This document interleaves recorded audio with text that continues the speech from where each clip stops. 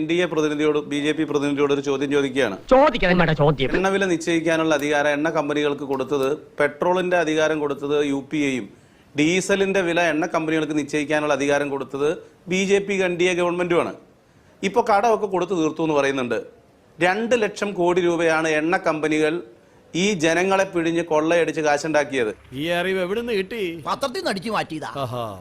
ഇനിയെങ്കിലും എണ്ണവില നിശ്ചയിക്കാനുള്ള അധികാരം കേന്ദ്ര സർക്കാർ പൂർണ്ണമായും തിരിച്ചു പിടിക്കുമോ?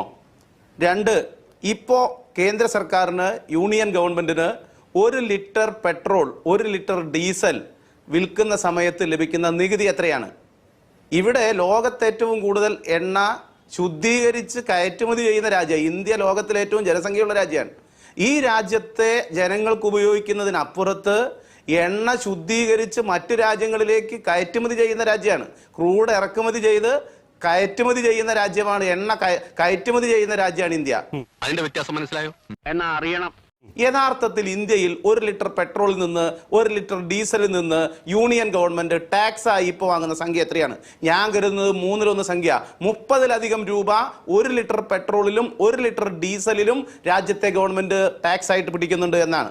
50 രൂപയ്ക്ക് 80 രൂപ പെട്രോളിനുള്ളപ്പോൾ 50 രൂപയ്ക്ക് പെട്രോളും 50 രൂപയ്ക്ക് ഡീസലും കൊടുക്കാമെന്ന് പറഞ്ഞിരുന്ന ഒരു വാഗ്ദാനം രാജ്യത്തെ BJPയുടെ ഗവൺമെന്റ് ജനങ്ങൾക്ക് മുമ്പാകെ വെച്ചിരുന്നു. ആ വാഗ്ദാനം നടപ്പിലാക്കിയോ? അതൊന്നും ഇല്ലെങ്കിലും ദാരിദ്ര്യത്തിന് കുറവൊന്നുമില്ലല്ലോ. രാജ്യത്ത് ഇതെല്ലാം ചെയ്യുന്നത് ഞങ്ങള് ശുചിമുറി നിർമ്മിക്കാനാണ് എന്നാണ് പറഞ്ഞത്. പെട്രോളിന്റെയും ഡീസലിന്റെയും വില വർദ്ധിപ്പിക്കുന്ന സന്ദർഭത്തിൽ, ടാക്സ് വർദ്ധിപ്പിക്കുന്ന സന്ദർഭത്തിൽ, സെസ്സാക്കി മാറ്റുന്ന സന്ദർഭത്തിൽ പറഞ്ഞത് ഞങ്ങൾ ശുചിമുറി നിർമ്മിക്കാനാണ് എന്നാണ്. എന്തായി ആ ശുചിമുറി നിർമ്മാണം എന്നൊന്ന് പറയണം. അതിദരിദ്രരില്ലാത്ത ഒരു സംസ്ഥാനമെങ്കിലും, ഇതെല്ലാം കൂടെ ചേർത്താണല്ലോ. കേരളമാകെ വിലക്കയറ്റത്തിലാണ്, കേരളമാകെ കെടുതിയിലാണ്. BJP 2 സംസ്ഥാനവും BJP ഭരിക്കുന്ന കുറെ പ്രദേശങ്ങൾ ഇന്ത്യയിലുണ്ടല്ലോ.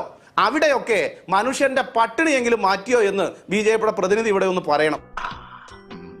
അങ്ങ് പറഞ്ഞു ഈ ഒരു എന്താണ് പെട്രോളിനും ഡീസലിനും ഒക്കെ കേന്ദ്രം ചുമത്തുന്ന നികുതി എത്രയാണ്, സംസ്ഥാനം ചുമത്തുന്ന നികുതി എത്രയാണെന്ന് കൂടി ജനം മനസ്സിലാക്കി കഴിഞ്ഞാൽ ഈ പെട്രോളിനും ഡീസലിനും യഥാർത്ഥത്തിൽ ഒരു വിലയുമില്ല എന്ന് ഈ നാട്ടിലെ ആളുകൾ മനസ്സിലാക്കും. കാരണം ചെറിയ ശതമാനമൊന്നല്ല സെയിൽസ് ടാക്സ് കേരളം ഓരോ സംസ്ഥാനവും ചുമത്തുന്നുള്ള കാര്യം ഓർക്കേണ്ടതുണ്ട്.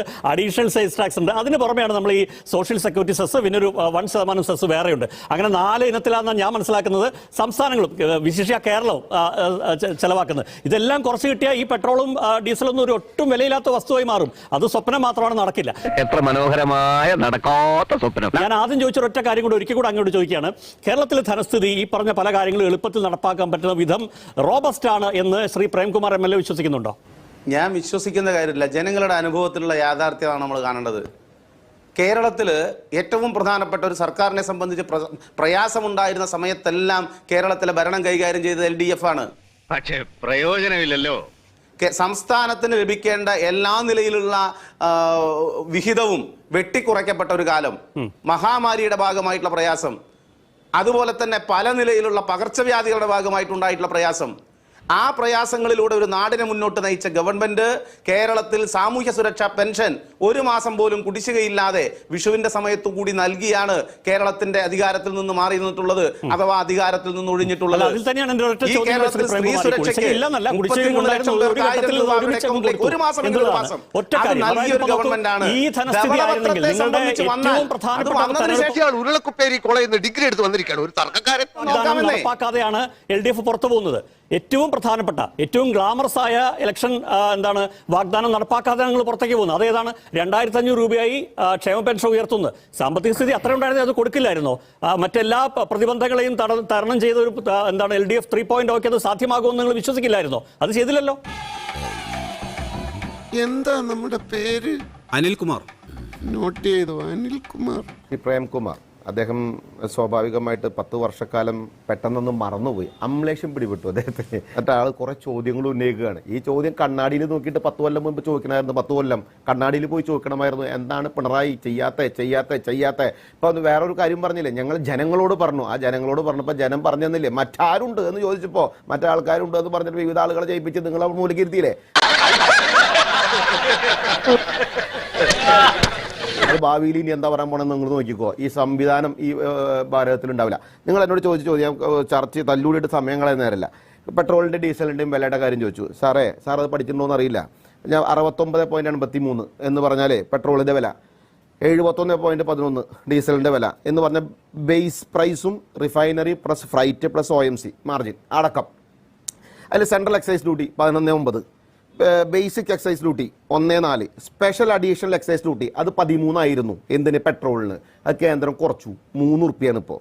റോഡ് ഇൻഫ്രാസ്ട്രക്ചർ സെസ് 5 റുപ്യുണ്ട്. അഗ്രികൾച്ചർ ഇൻഫ്രാസ്ട്രക്ചർ 2.5 ഉണ്ട്. എന്ന് പറഞ്ഞാൽ നമ്മുടെ ഫസൽ ഭീമ യോജന കൊടുക്കുന്നതും കിസാൻ സമ്മാൻ നിധി കൊടുക്കുന്നതും ഒക്കെ കേട്ടോ. നിങ്ങൾ ക്ഷേമ പെൻഷന്റെ കഥ പറയുമ്പോൾ ഇതും പറയണല്ലോ. ഇതിനാണ് അവനവൻ പാരാന്ന് പറയുന്നത്. ഇവൻ പണ്ടേ അങ്ങനെ. അതേപോലെ സംസ്ഥാനം 29.91 എന്താണ്? സ്റ്റേറ്റ് കേരള സ്റ്റേറ്റിന്റെ പൈസ പ്ലസ് വാറ്റ്, അതുകൂടാതെ അഡീഷണൽ സെയിൽ ടാക്സ് 1 റുപ്യ, സോഷ്യൽ സെക്യൂരിറ്റി സെസ് 2 റുപ്യ, അതേപോലെ തന്നെ 1% സെസ്. അങ്ങനെയാണ് പെട്രോളിന് വരണേ. ഈ അഡീഷണൽ ടാക്സ് എന്ന് പറഞ്ഞാൽ അത് 0ആണ്. സ്പെഷ്യൽ അഡീഷണൽ എക്സൈസ് ഡ്യൂട്ടി 0ആണ് കേന്ദ്രം മേടിക്കുന്നത് ഡീസലിന്. കേരളത്തിൽ പെട്രോളിന് മേടിക്കുന്നത് 3 റുപ്യ, 10 റുപ്യ കുറച്ചു. മറ്റത് പൂർണ്ണമായിട്ടും കേന്ദ്രം കുറച്ചു ഡീസലിന്റെ കാശ്. അത് അങ്ങ് പഠിച്ചിട്ടുണ്ടോ എന്നറിയില്ല. വേണ്ട. അതെന്താ വേണ്ടാത്തേ? വേണ്ട തന്നെ. അപ്പൊ ആ കാര്യം കൃത്യമായി പഠിച്ചതിന് ശേഷം കേന്ദ്രത്തിനോട് ചോദിക്കാൻ വരിക. ഈ അയ്യപ്പദാസെ ഇവിടെ പറ്റി വെക്കുന്നു. പ്രേംകുമാർ, നമുക്ക് നിങ്ങൾ പറഞ്ഞ മൂല്യത്തിന് പറ്റുവച്ചോ? 12 കോടി ബാത്റൂമുകൾ ഇന്ത്യ മഹാരാജ്യത്ത് നരേന്ദ്രമോദി അധികാരത്തിൽ വന്നതിന് ശേഷം പണിയേണ്ടി വന്നു എന്ന് പറഞ്ഞാൽ ഇത്ര കാലം ഭരിച്ചവർമാരെ എന്ത് ചെയ്യുകയായിരുന്നു അടിസ്ഥാന വർഗ വിഭാഗത്തിന്റെ പ്രയാസ പ്രതിസന്ധി ഈ കാര്യങ്ങൾക്ക് എന്ന് ചോദിച്ചാൽ അതിന് മറുപടി ഉണ്ടോ നിങ്ങൾക്ക്? നിങ്ങൾ UPA കൂടി ഉണ്ടായിരുന്നല്ലേ കുറച്ചു കാലം, 4 വർഷം ഉണ്ടായിരുന്നില്ലേ? എന്താ നിങ്ങൾ ചോദ്യം ചെയ്യാഞ്ഞ്? എന്താ നിങ്ങളത് പറയാഞ്ഞ്? നിങ്ങളെന്താ പ്രവർത്തിക്കാഞ്ഞ്? അത് മനസ്സിലാക്കാനുള്ള വിവരം വേണ്ട ഇയാൾക്ക്. 2, കേന്ദ്ര സർക്കാർ പെട്രോളിയം കമ്പനിക്ക് അതിന്റെ കൊടുത്തുവന്നു. നിങ്ങളടക്കം അവിടെ ഇരിക്കുന്ന സമയത്ത് ഇത് കൊടുത്തിട്ടുണ്ട് കേട്ടാ. അത് കൊടുത്തുവെങ്കിൽ അത് വില കൂട്ടാനുള്ള ഇപ്പോഴും പരിപൂർണമായിട്ടുള്ള ഡിസിഷൻ അത് കൂട്ടണമെങ്കിൽ കേന്ദ്ര സർക്കാർ തന്നെ നിശ്ചയിക്കണം. അത് നിങ്ങൾ പഠിക്കാത്തത് കൊണ്ടാണ്. അത് പഠിച്ചു നോക്കിയാൽ നിങ്ങൾക്കത് മനസ്സിലാവും. അതുകൊണ്ടാണ് യുദ്ധം വന്നിട്ടും നിരവധി സ്ഥലത്ത് 67, 57, 77% കാശ് കൂടിയപ്പോഴും ഇന്ത്യ മഹാരാജ്യത്ത് 10% പിടിച്ചു നിർത്താൻ സാധിച്ചത്. ാണ് ഇന്ത്യയോട് വിശ്വാസമുള്ളതുകൊണ്ടാണ്, ലോകരാജ്യങ്ങളിൽ ഇന്ത്യയിൽ കൂടുതൽ വിശ്വാസമുള്ളതുകൊണ്ടാണ് ഒപെക് രാജ്യങ്ങളിൽ നിന്ന് എക്സിറ്റ് ചെയ്ത് വന്ന് UAE 30 ലക്ഷം ബാരലെ ഇവിടെ കീപ്പ് ചെയ്യാമെന്നും പ്രതിസന്ധി ഘട്ടങ്ങളിൽ അത് പരിഹരിക്കാമെന്നും ഈ കഴിഞ്ഞ തവണ നരേന്ദ്രമോദി ബഹുമാനായിട്ടുള്ള പ്രധാനമന്ത്രി UAE പോയ സമയത്ത് കരാർ ഒപ്പിട്ടത്. ഞാൻ നോണല്ലോ പറയണേ, നിങ്ങളുടെ പത്രടക്കം റിപ്പോർട്ട് ചെയ്ത കാര്യമാണല്ലോ, സത്യസന്ധമായിട്ടുള്ള കാര്യമല്ലേ. അതിവിടെ എന്തുകൊണ്ടാണ് സൗദി ആരാംകോ ഏറ്റവും കൂടുതൽ ഇവിടെ ഇൻവെസ്റ്റ് ചെയ്തത്? ഇതേ സേഫ്റ്റിയുടെ ഭാഗമായിട്ടും ഇതേ വളർച്ചയുടെ ഭാഗമായിട്ടാണ്. കഷ്ടം. ഈ രാജ്യത്ത് നടക്കുന്ന യാതൊരു സംഭവവികാസങ്ങളെ പറ്റി നിങ്ങൾക്ക് അറിയില്ലോ സുഹൃത്തെ.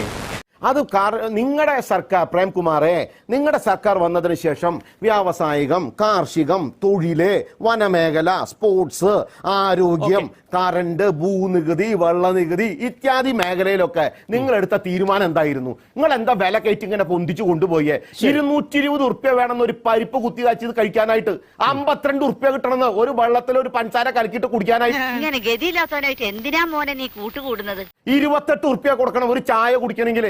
ഒരു വീട്ടുകാരൻ ഒരു ദിവസം കാലത്ത് ചായ കുടിക്കണമെങ്കിൽ കറണ്ട് ബില്ല് 8500, 4500, 3500 ഉറുപ്പ്യാണ് വരുന്നത്. ക്ഷേമ പെൻഷൻ നിങ്ങൾ കൊടുത്തു എന്ന് പറഞ്ഞാൽ അതിന് ജീവിക്കാൻ പറ്റുന്ന സാഹചര്യമാണോ? നിങ്ങൾ അവിടെ ക്ഷേമ പെൻഷൻ കൊടുക്കുമ്പോൾ അതിന് 35 ഇരട്ടി ഇപ്പുറത്ത് വില കയറ്റം ഉണ്ടാക്കിയില്ലേ സർക്കാർ ചെയ്തു കൊടുത്തിട്ട്? ആ ക്ഷേമം കൊണ്ട് അവർക്ക് ജീവിക്കാൻ പറ്റുമോ? മരുന്നിന്റെ വില നിങ്ങൾക്ക് പിടിച്ചു നിർത്താൻ പറ്റുമോ? 5 ഉറുപ്പ്യ കിട്ടുന്ന ഗ്ലൗസ് 60 ഉറുപ്പ്യക്കും മേടിച്ചിട്ട് കയ്യോറ അതിന്റെ ഇരട്ടി കാശിനും മേടിച്ചിട്ട് നിങ്ങൾ എന്താ പറഞ്ഞ പ്രതിസന്ധി പരിഹരിക്കുകയായിരുന്നു.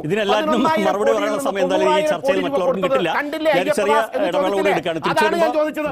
അതന്നത്തെ ചോരത്തിളപ്പിന് ഇപ്പൊ എന്ത് ചോര തണുത്തു പോയാ? തണുത്ത് മരവിച്ചു എന്ന് പറയുന്നതാവും ശരി.